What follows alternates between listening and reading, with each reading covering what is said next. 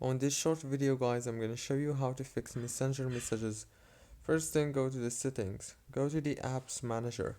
When you open the apps, now go to the messenger right here, click on data usage option. This is this one here.